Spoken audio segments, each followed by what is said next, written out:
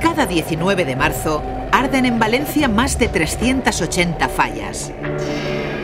Esta es la historia de un monumento fallero, desde que se piensan las primeras ideas hasta el día en que el fuego consuma la falla.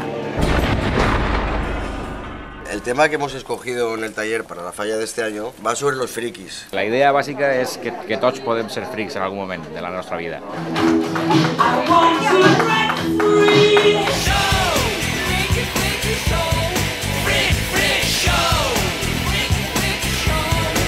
En el moment se sap la temàtica, es documentació a traure d'allà on pugui. Lo primero que estaba muy claro era de hacer a Michael Jackson. Se puede decir que en las fallas se ha hecho prácticamente todo. Sin embargo, Michael Jackson nunca se había hecho como un remate de falla. La falla, digamos que está acabant-la de dalt per baix. Ahora mismo el cepelín está para lijarlo, lo hemos cortado, lo hemos separado ya. Las piezas ya conforme tienen que ir a la calle, conforme se tienen que cargar.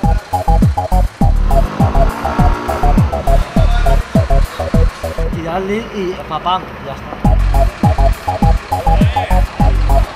Pero una vez la tienes aquí en la calle es cuando realmente ves la impresión, porque es lo grande, ¿no? Porque no solamente la falla es trabajo, tienes que tener unos momentos de convivencia, de reír, de estar junto a los artistas.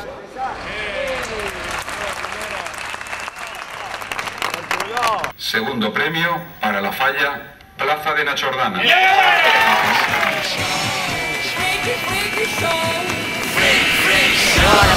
Arriba la catarsis. Se queman alegrías y también se queman ratos malos, ¿eh? Con ello se cierra un ciclo ya completamente. Y sabes que a partir del día siguiente empiezas otro.